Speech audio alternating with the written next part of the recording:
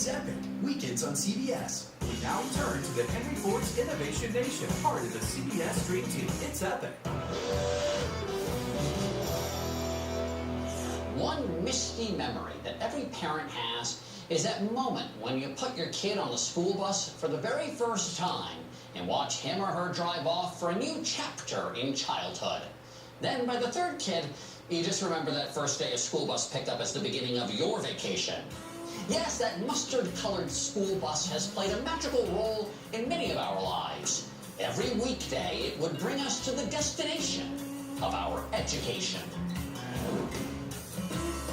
Getting kids to school has come a long way since the hoofing at 10 miles one way in the snow days, or riding via a scholastic stagecoach. We've got school buses coming onto the scene fairly early after the car merges. I would say by about 1910 or so, people were modifying Model Ts, putting on bodies that can carry school children to and from class. But probably the grandfather of the school bus as we know it today is the vehicle right over my shoulder here, which is from 1927.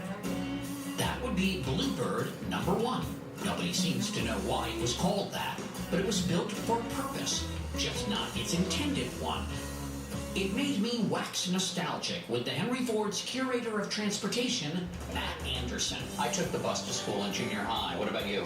I was a walker myself, but I'd go on field trips. But I don't think your school bus or mine looked like this. No, this is more or less the ancestor of all modern school buses. It was built by a fellow named Albert Luce in Georgia in 1927. Why did he have it built? Actually, he built it for a concrete company. They were looking for a bus to move employees between the workplace and some other facilities.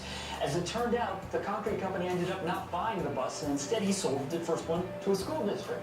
Why does the school district want it? This is Georgia. It's not a major metropolis. The school bus comes at just the right time. It's a time when schools are now moving away from the old one-room schoolhouse and starting to consolidate. You have a lot of these smaller schools moving into larger schools to save money and to give better instruction to their students.